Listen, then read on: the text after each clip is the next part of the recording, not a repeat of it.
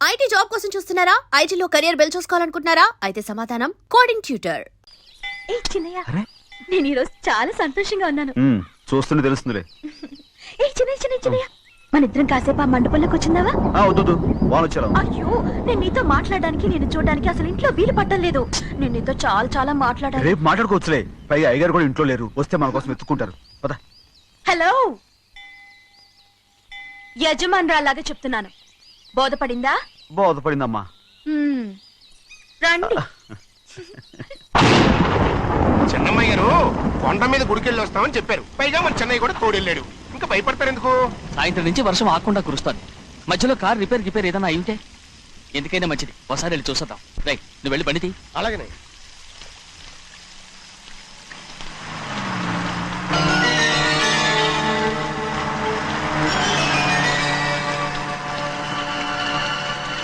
అయ్యా, అది చూడండి, ఆ కారు మందే అనుకుంటానండి. అవునయ్యా, ఆ బండి 288. నేను అప్పుడే చెప్పాగా బండి రిపేర్ ఏదైనా అయి ఉంటుందని. రైట్, పక్కన ఆపరా. చాలా పొద్దుపోయింది, ఇంటికి పోదామా?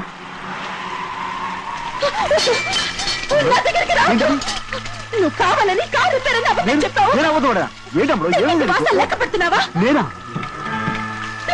అమ్మా,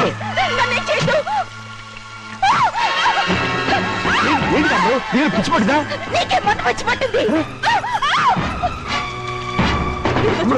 నా ప్రాణం పోయినా నీకు లోగను. ఏంటమ్మా నువ్వు చేసే పని? ఏంటి అమ్మడు? చూస్తారు కట్టు.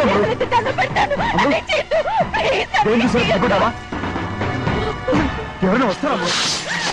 చెన్నయ్య,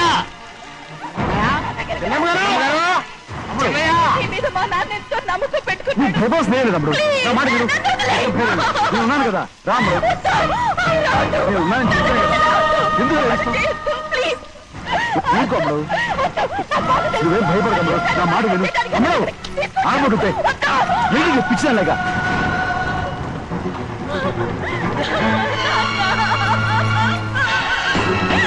ఏంటమ్మా ఇది? చెప్పమ్మా, చెప్పు. కారు పేరు చెప్పి నన్ను మండపంలోకి తీసుకొచ్చాడు. వర్షం పడుతుంది, కారు రిపేర్ చేయలేమని ఇక్కడే ఉందామని నన్ను అదోలా చూశాడు. నాకు చాలా భయం వేసింది. ఏ పర్వాలేదు, నడిచేదే వెళ్ళిపోదాం నేనంటే, నువ్వు విదేశాలు చదువుకుని వచ్చావు, ఆ మాత్రం అర్థం చేసుకోలేవా? ఈ ఒక్క రోజుకి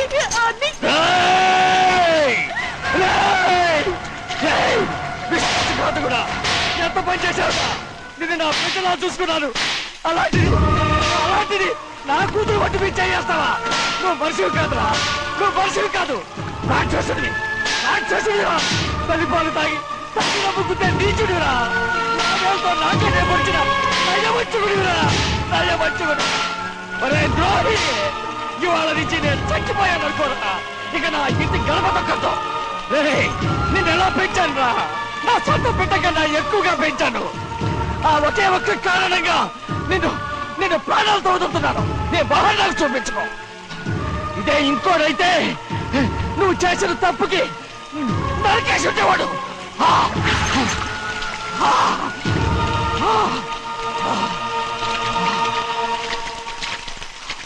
పదమ్మా, రే రండా, ఇవాళతో వాడికి మనకి రుణం తిరిగిపోయి.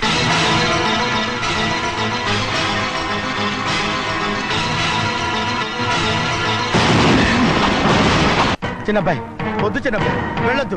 నా మాట విను, 2 కుటుంబాలు కలవబోతున్నాయి. వద్దు చిన్నబ్బాయి. చిన్న వెళ్ళు, చిన్న నా మాట విని. చిన్న వెళ్ళు, చిన్న వెళ్ళు, చిన్న వెళ్ళు, చిన్న. ఆగో, ఎక్కడికి వెళ్తున్నావు? ఒక నౌకరేదవా? నా అక్క కూతురు ఒంటి మీద చెయ్యేశాడని తెలుసు కూడా నన్ను నోరు మూసుకుని కూర్చోమంటావా? అటు తప్పుకోనయ్యా. వాడి కాలో చెయ్యం నరకందే నేను నిద్రపోను. నరికేస్తే నీ పక్క చల్లారిపోతుందా? అందుకని పరువు పైన పర్వాలేదని చేతులు ముట్టు కూర్చోమంటావా? పొర్రుందిరా నీకు? వాడిని చంపేసి జైలుకెళ్ళి కూర్చుంటావా? పర్వాలేదు, జరిగింది విని గాజులు తొడుక్కుని కూర్చోవడం కంటే అదే మేలు. ఊళ్ళో నలుగురు చేత మొహం మీద ఉమ్మయించుకోవడం కంటే జైలుకెళ్ళడమే మేలు. తప్పుకో. వద్దు బాబు, నేను చెప్పేది కొంచెం విను. మా నాన్న చిన్నయ్య నెత్తి మీద పెట్టుకుని ఊరేగాడు. ఇప్పుడు ఆయనే నిజం తెలుసుకుని బయటకు గెంటేశాడు. ఆ శిక్ష వాడికి చాలు. కానీ మీ చెల్లెలు పరువు పోయిందే, దానికి కారణమైన వాడిని నేను ఊరికే వదిలేయాలా? నువ్వు వాడిని నరికేస్తే జరిగింది మాసిపోతుందా? పోదు. కానీ కోపం కొంచెమైనా తగ్గుతుంది కదా. 2 రోజులు ప్రశాంతంగా ఉంటే అన్ని కోపాలు పోతాయి. అవును, నువ్వు కూడా 15 సంవత్సరాలుగా ప్రశాంతంగానే ఉన్నావు, కానీ మీ నాన్నకి నీ మీద కోపం పోనేలేదే. అలాగే నేను కూడా. తప్పుకోవద్దు.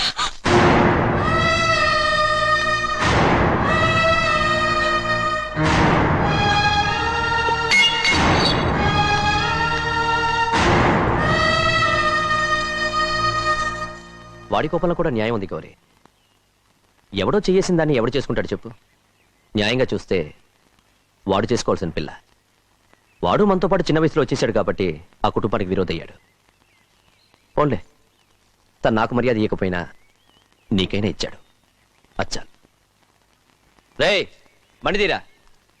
ఎందుకయ్యా చెన్నైని అడగాలి? కలుపు తీయడానికి ఎంతమంది కూలీలు కావాలో చెన్నైకే తెలుసండి. శనక్కాయలు ఏ కొట్లో అమ్మాలో చెన్నైకే తెలుసండి.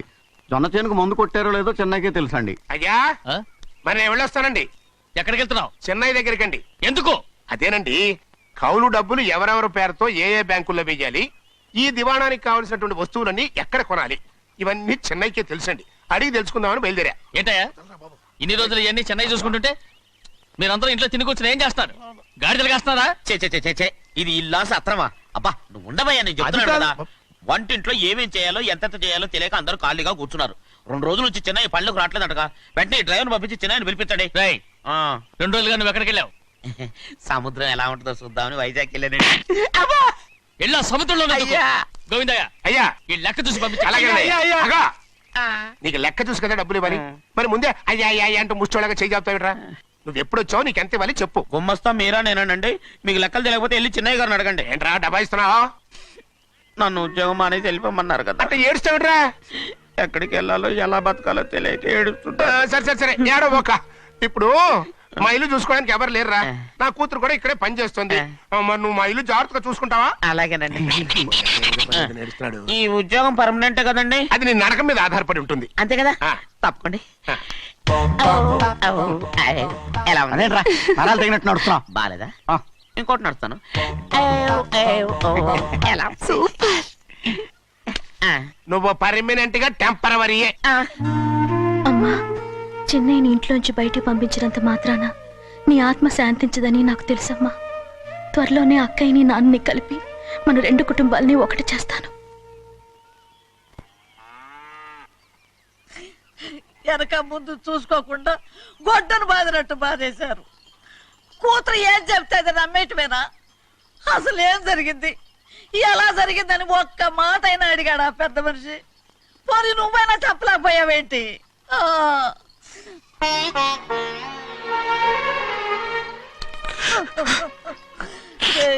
చిన్నయ్య ఏడుస్తున్నావయ్యా? పెద్దయ్య కొట్టాడని బాధపడుతున్నావా? అబ్బే, పెద్దయ్య కొట్టిన దెబ్బలు కాదని నేను బాధపడుతుంటా. ఈ నెలలో ఒక్కరోజు కూడా నేను ఆయన విడిచిపెట్టి ఉండలేదు. అలాంటిది 2 రోజులు అయిపోయింది ఆయన చూసి. అదే బాధగా ఉంది. బాధ ఇదే. చిన్నయ్య చూడు, ఎవ్వరికి కనపడకుండా పెద్దయ్య గారిని చూసిరారా, అప్పుడు నీ మనసు స్థిమిత పడుతుంది. లేదే, ఆయన తప్ప ఆయన తెలుసుకుని నాకు కబురు చేసేంత వరకు నేను ఆయన మొహం చూడను. ఆ దొంగ ముఖం నీ మీద మనసు పడ్డట్టు నాటకం ఆడింది అనుకో. అది నీ యజమాని కూతురు అని తెలుసు కదా, నువ్వెందుకు మనసు పడ్డా? సిగ్గిడిసి తన అందరి ముందు పంపు సెట్ దగ్గర స్నానం చేస్తూ నా మీద పడ్డప్పుడు కూడా నేను మనసు పడలేదే. కానీ ఒకరోజు అయ్యో ఏంటి తమ్ముడు మధ్యగానే పోయిందేంటి? పుస్తకాలన్నీ తగలబెడతావు, పైగా చదువుకో డిగ్రీ కాగితాలు కూడా మంటలు పడేస్తావేంటి? ఏమైంది నీకు? ఇదిగో మర్యాదగా మంటలవి. అవి నేను చదివి సంపాదించుకున్న డిగ్రీలు. వాటిని మంటల్లో వేస్తాను, చిప్పేస్తాను, నా ఇష్టం. అది అడిగే హక్కు నీకు లేదు. అవి మంటల్లో వేయకపోతే ప్రాణానికి ప్రాణంగా చూసుకుంటున్నావే మా నాన్న. ఆయన మీద ఒట్టు ఇల్లు ఇలా పడి చేస్తాను. వెయ్యి.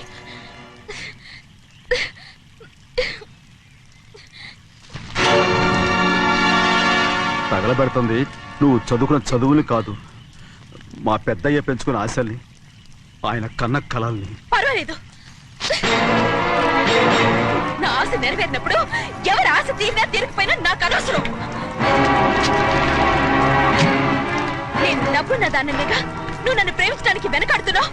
చూడు, మా నాన్న నా పేరు మీద రాసిన ఆస్తుల తాలూకు దస్తావేజులు మొత్తం తెచ్చాను. ఇవి కూడా తగలబెడతాను.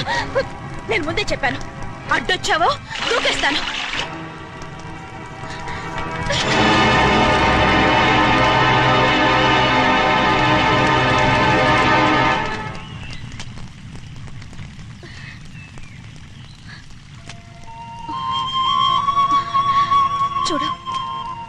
ఒట్టి ప్రభావతిని. నాకు చదువు లేదు, డబ్బు లేదు. ఇప్పుడేనా ఒప్పుకుంటావా? మరి చిన్నపిల్ల మాడతావేంటి? ఎన్ని చెప్పినా సరే నువ్వు మా పెద్ద కూతురువి. అలాంటిది నేను పెళ్లి చేసుకోవడం ఏంటి? మరి అర్థమైన మాడతావు.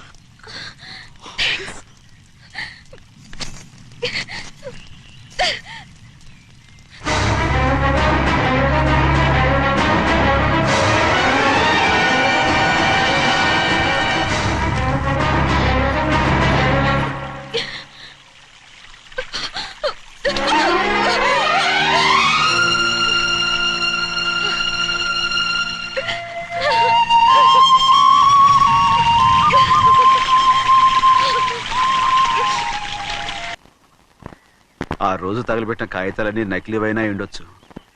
తనకు తెలుసుగా నేను చదువురాని మొద్దునని. ఆ పాపిష్టిది ఎంత నాటకం ఆడింది, నీ మీద ఎంత పగబోనింది.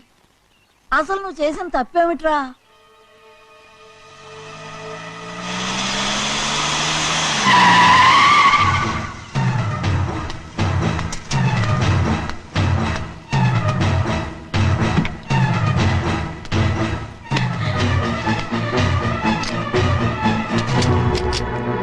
నేనా నీ వెంటబడి తిరిగాను?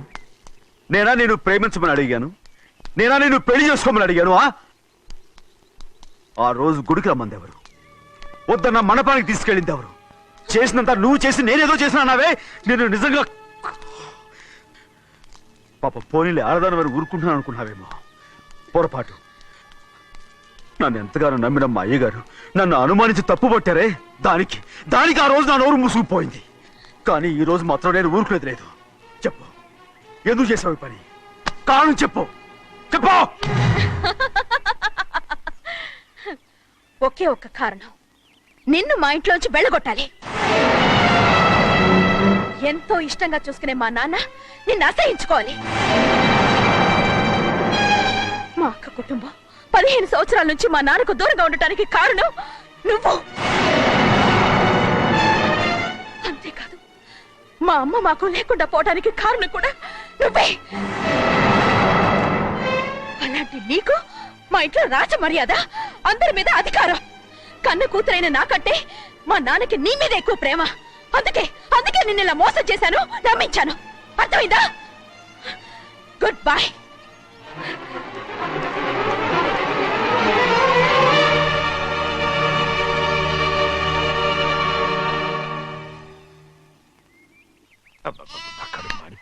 ఏంటి నాన్న బాగా ఆకలాతుందా? అవునమ్మా, ఇడ్లీ దమ్మని ఆ బస్సు గాని పంపించి 2 గంటలైంది. అప్పటికి ఆలస్యం అవుతామని నా బండి కూడా ఇచ్చి పంపించా. వచ్చేసా.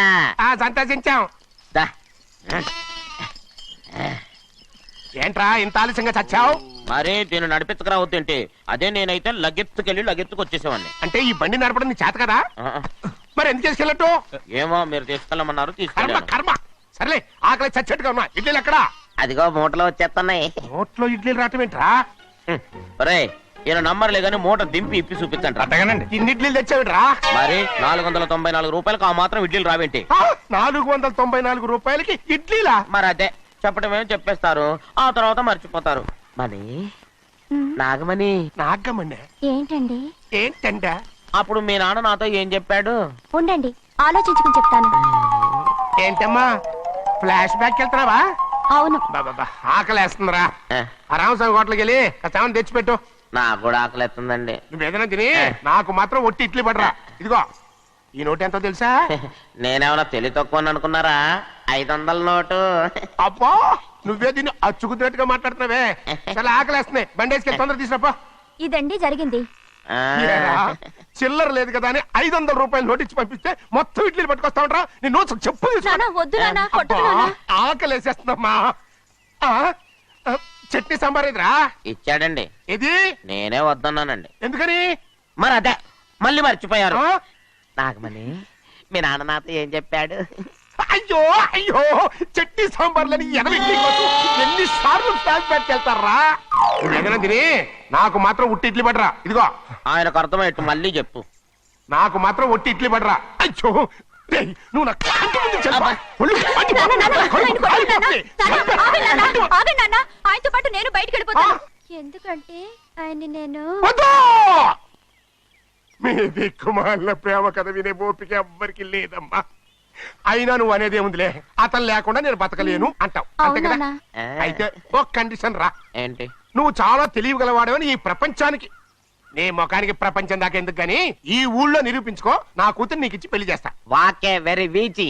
అయితే నువ్వు ఇంటి నుంచి బయటికి వెళ్ళరా. బయటికి రా. రండి. అయ్యయ్యో నా కాళ్ళు చేతులు ఆటం లేదే. మీరెందుకు వచ్చారయ్య గారు? కబురు పెడితే నేనే వచ్చేదాన్నిగా. కూర్చోండి అయ్యా, కూర్చోండి. చిన్నయ్య టౌన్కి వెళ్ళాడు, ఏదో కొట్లో పని చేస్తున్నాడు. దాన్ని ఎవడు మర్చగలడు? నేనేం వాడిని చూడటానికి రాలేదు, నిన్ను చూడటానికి వచ్చాను. అవును, వారం వారం డబ్బుల కోసం వచ్చేదానివి 2 వారాలుగా ఎందుకు రాలేదు? అయినా నా బాధ్యత నేను చెయ్యాలిగా.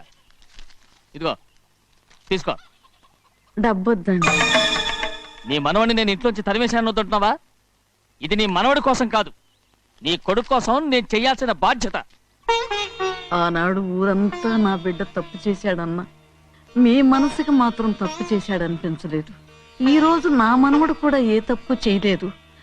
ఆ విషయం మీరు తెలుసుకుని వాణ్ణి ఏ రోజు పనిలోకి రమ్మంటారో ఆ రోజే డబ్బు తీసుకుంటాను. నీ మనవడు చేసింది నేను కళ్ళారా చూశాను. దాని గురించి మాట్లాడాలంటే నాకే అసహ్యంగా ఉంది. డబ్బు తీసుకుంటావా లేదా? వద్దు బాబు. ఈ రోషమైన నాలో నేను చూస్తాను.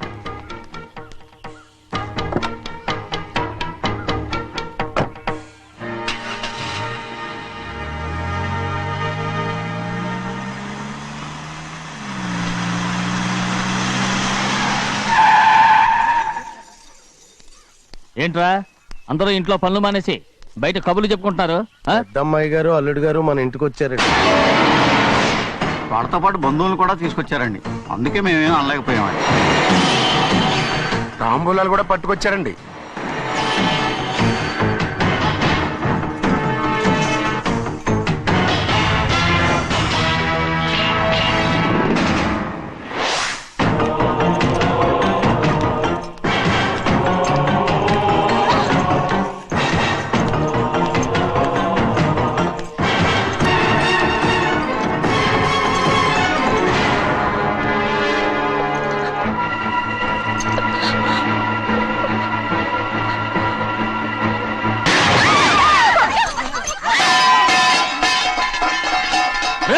అయ్యా 15 ఏళ్ళైంది బంధాలు తెగిపోయి.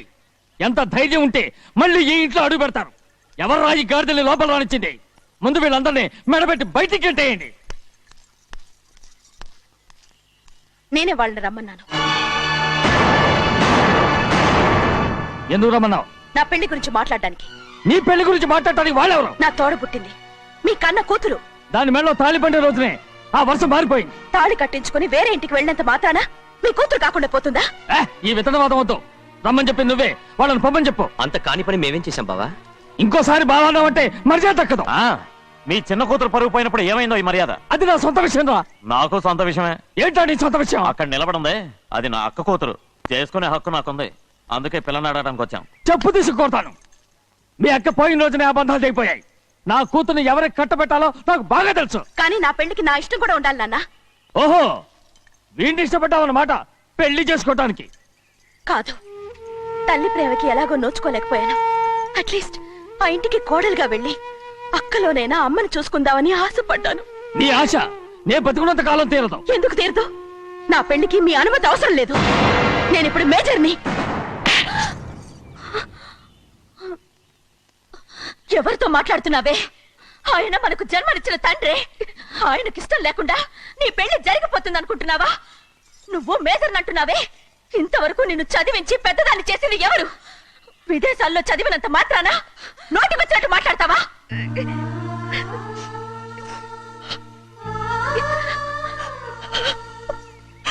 నన్ను క్షమించండి నాన్న. ఎలాగైనా మన కుటుంబం కలవాలనే ఆశతో దాని మాటలు వినే ఇక్కడికి వచ్చాం. మీ ఇష్ట ప్రకారమే ఎవరికైనా ఇచ్చి పెళ్లి చేసి దాన్నైనా చివరి దాకా మీతోనే ఉంచుకోండి.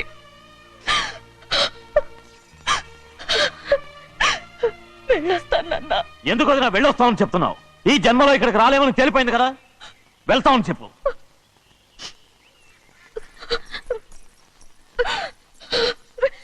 గోవిందయ్య, అయ్యా ఈ దరిద్రాన్ని బయటపడే. అలాగేనండి. క్షమించండి నాన్న. ఊరుకోమ్మా, ఏదో తెలియక చేసావు, పర్వాలేదు. ఏమైందిరా అంతరాట పరిగెత్తున్నారు?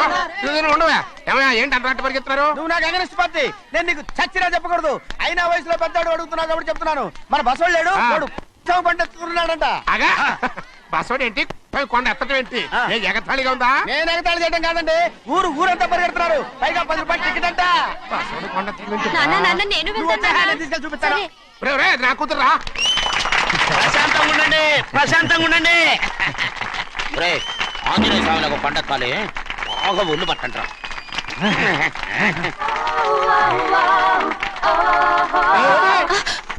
ఆడ కొండనెత్తిపోతే నిన్నెత్తిపోతాడు. ఊరుకోండి కుమస్తా గారు, ఆడికి ఆ కొండనెత్తడం ఈజీ, దీన్ని కష్టం. వయసులో ఉన్న ఆడపిల్లని చూస్తే చాలు తలనేరిసినోడికి కూడా జోకులు వస్తాయి.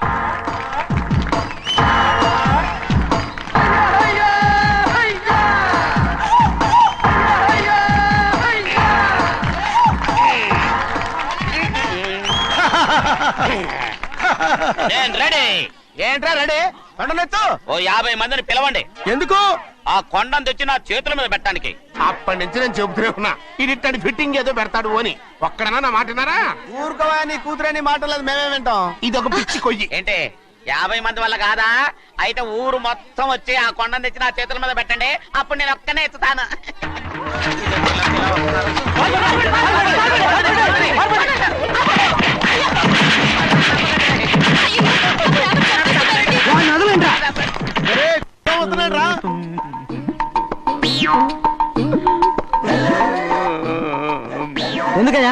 ఎందుకయ్యా అమాయకుని పట్టుకుని అందరూ చిత్త కొడుతున్నారు? అమాయకుడా? వీడా? అవును. స్వామి స్వామి మా వారిని రక్షించినందుకు చాలా థ్యాంక్స్ అండి. ఇలారా, ఏ స్కూల్లో చదువుతున్నారా? Co education. అదే కరెక్ట్. Correct correct correct.